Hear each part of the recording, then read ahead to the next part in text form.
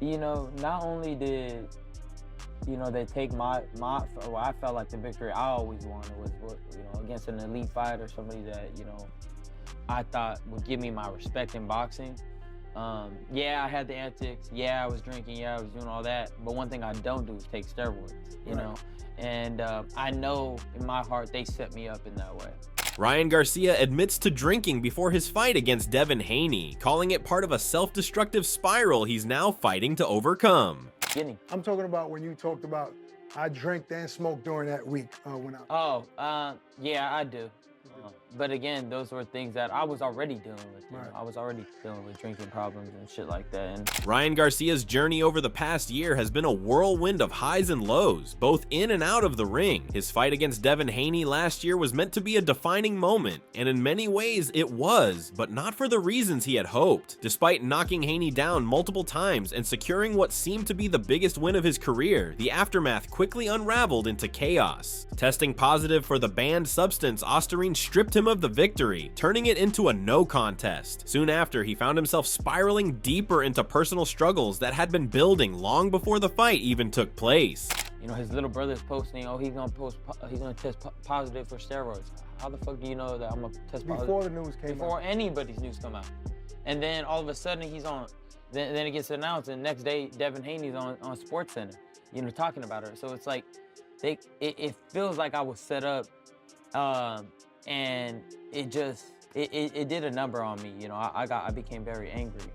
I guess in a sense I'm still... Leading up to the bout, Garcia had already been dealing with significant personal turmoil, including the emotional weight of a divorce and ongoing mental health battles. To cope, he had turned to alcohol, a habit that only worsened over time. Even on the day of the fight, he had been drinking, something he later admitted was part of a much larger pattern of self-destruction. Following the controversy surrounding the fight result, Garcia's life seemed to spin further out of control. Drinking became a daily routine, and his choices grew increasingly reckless. The breaking point came in June when he was arrested at the Waldorf Astoria Hotel in Beverly Hills for vandalizing a hotel room. The incident, which caused significant damage, led to misdemeanor charges, though they were later dropped after he agreed to pay $15,000 in restitution. I was going through a divorce. I was going through a bunch of things that were going on in my life that it was hard for me to cope with, and I fucked up in that regard. I decided to take a bunch of shrooms, and something I was doing already, but this time I took too many, and I kind of just lost it, bro. I can't really say anything else. I mean, they were saying that you trashed the room. Oh yeah. I mean, I ended up breaking everything in the room. I really don't remember, bro. I was drunk and fucked up to the... But to his point, who were you with that day? The same people you always see me with, bro. That night, he had taken an excessive amount of psychedelic mushrooms on top of heavy drinking, which left him in a state he barely remembers. By then, his behavior had become erratic, and the people closest to him, including his parents, were desperately trying to intervene. However, he refused to listen, consumed by the lifestyle he had created for himself. He later admitted that his addiction wasn't just to alcohol, but to gambling, women, and an overall reckless pursuit of pleasure that was destroying him from the inside out. I was drinking every day, every single day. I feel like the people around even the day of the fight. I just got so involved in just trying to cope with whatever was going on inside, and like I said, I've been struggling mentally for years, and it just wouldn't stop for me. So like I said, that's how I cope with that. What was the turning point? Turning point is to realize, like, damn, bro, I'm fucking my life up, you know, and getting arrested was a big part of it. Almost losing my kids was a huge part of it. The realization of how far he had fallen came when he faced the possibility of losing access to his children. That fear, along with his arrest, forced him to confront the damage he had done to his life. He finally understood that his problems couldn't be ignored any longer, and that change was necessary if he wanted to avoid becoming another tragic story of wasted potential. Though many speculated that the people around him had contributed to his downfall, Garcia refused to place blame on anyone but himself. He acknowledged that every decision he made was his own, and that he had to take full responsibility for the consequences. Now, as he works to rebuild his life and career, he remains aware that staying on the right path is a daily battle. I take responsibility. The blame is on you. Yeah, the blame is definitely on me. But if you put yourself in an environment that, you know, that everybody's condoning it by not saying anything. Right. I mean, and then if you see it from that perspective, for sure, wasn't around the right people. But again, at that time, nothing was gonna get to me, bro.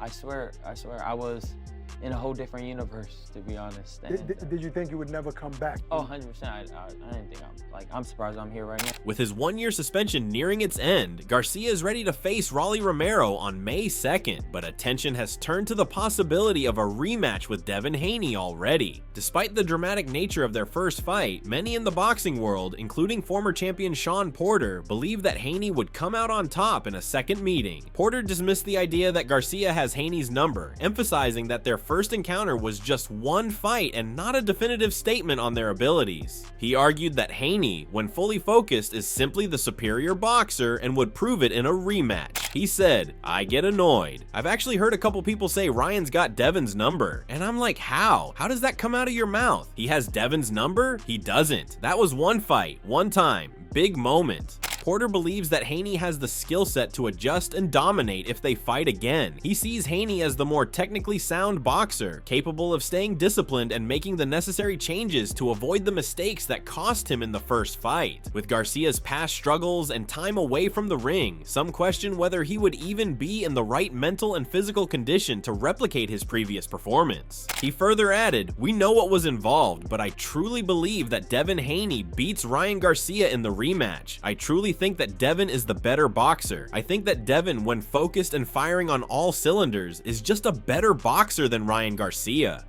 Moreover, Devin Haney's father and trainer, Bill Haney, has recently expressed his frustrations with how the media and promoters have been handling his son's career. Bill believes that his son, the undisputed lightweight champion, has often been portrayed unfairly by certain individuals in the boxing world, particularly when it comes to the perception of Devin's abilities. Bill is particularly vocal about the criticism Devin has received regarding his chin, especially after his tough fight with Ryan Garcia. According to Bill, these doubts about his son's resilience are unwarranted. He dismisses the idea that Devin's ability to take a punch is in question, emphasizing instead his son's focus, mental strength, and growth as a fighter.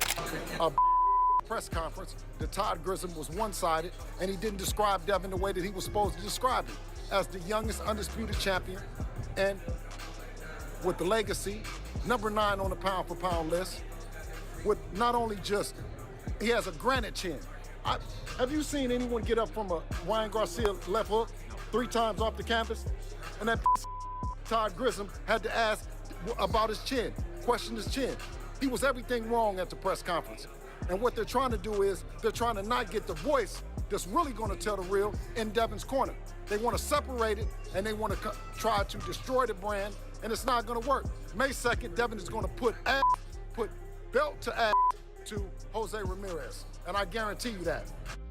For Bill, Devin's upcoming fight against Jose Ramirez isn't just another challenge. It's an opportunity to silence the doubters once and for all and to show the world that Devin's skill and growth have taken him to the next level. Despite all the noise surrounding the fight and the criticisms being thrown at him, Bill is confident that his son will shine. He believes that Devin's work behind the scenes will be apparent when the fight takes place, and he fully expects Devin to outclass Ramirez. In his mind, this bout is about proving Devin's true potential and cementing his place as one of the top fighters in the world.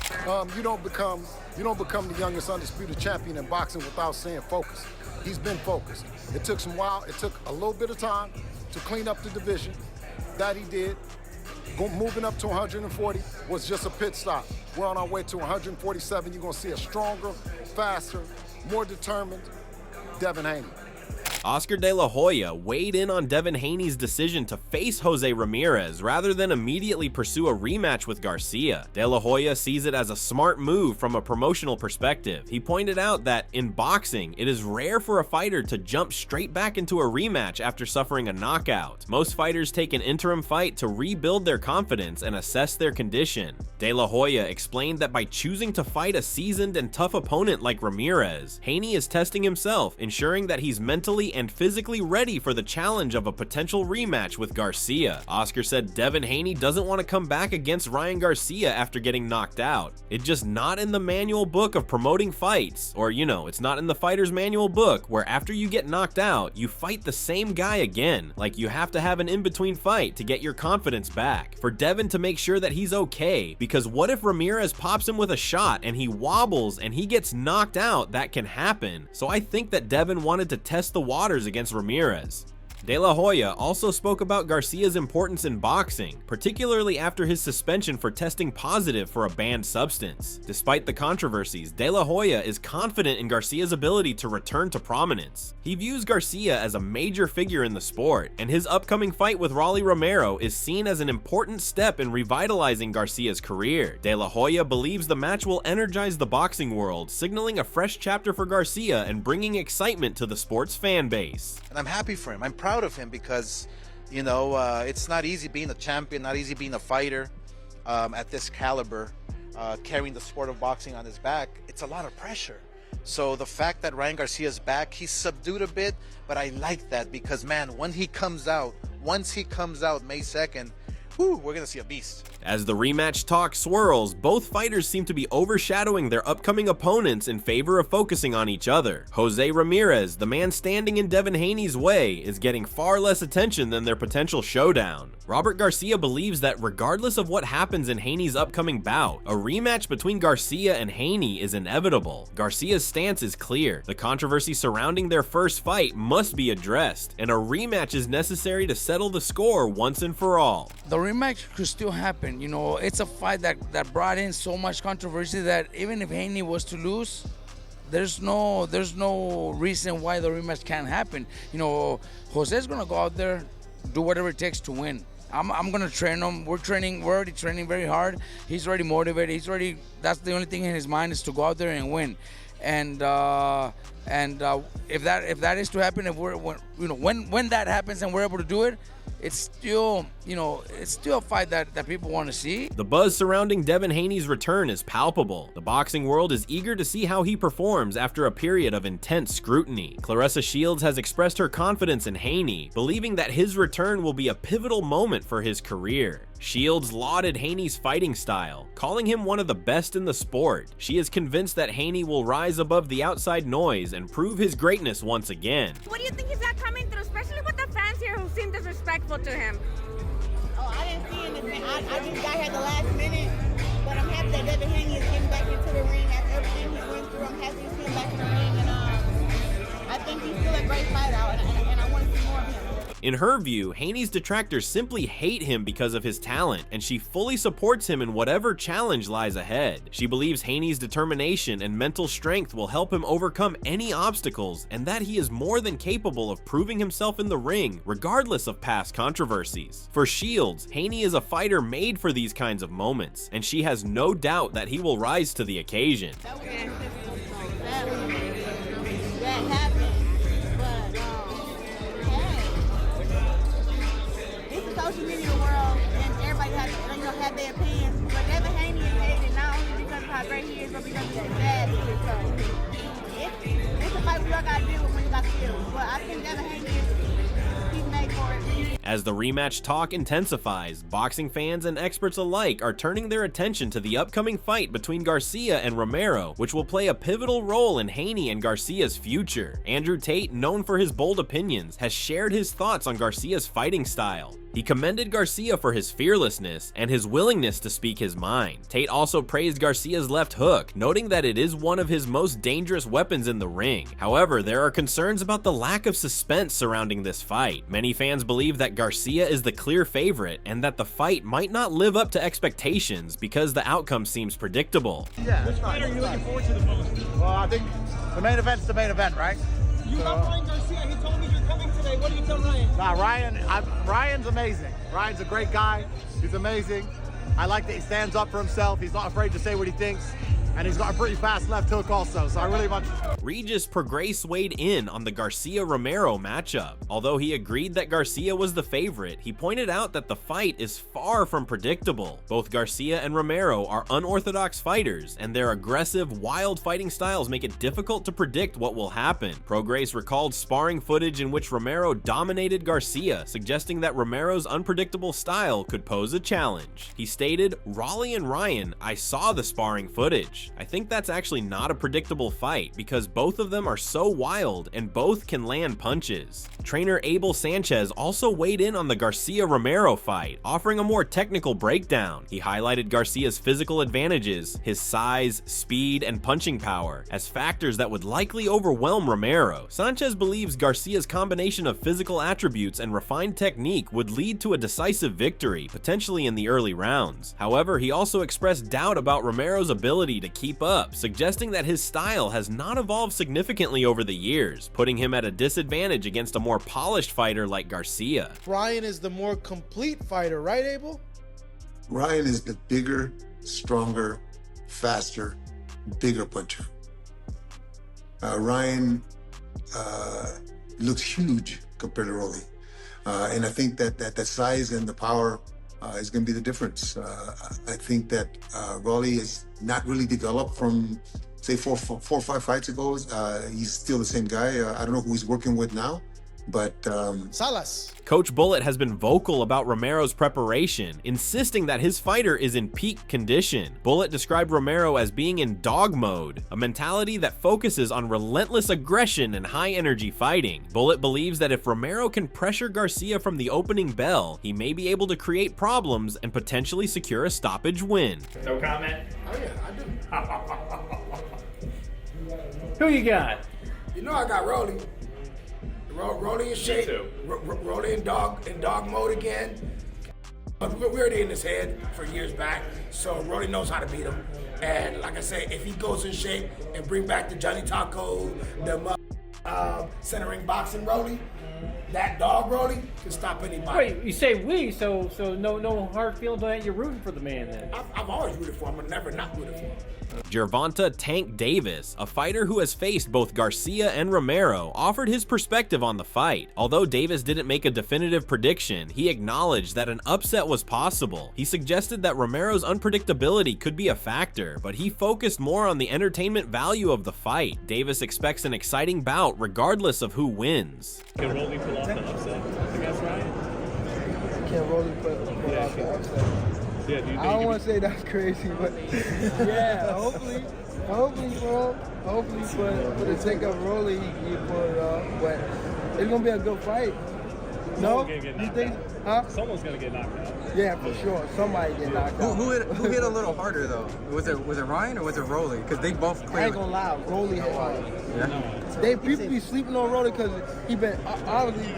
I don't know how to say it, obviously. Teofimo Lopez sided with Garcia, but cautioned that Romero's power should not be underestimated. Lopez noted that Garcia is highly motivated for this fight, which could be a key factor in his performance. However, he also warned that one well-placed punch from Romero could change the course of the fight completely.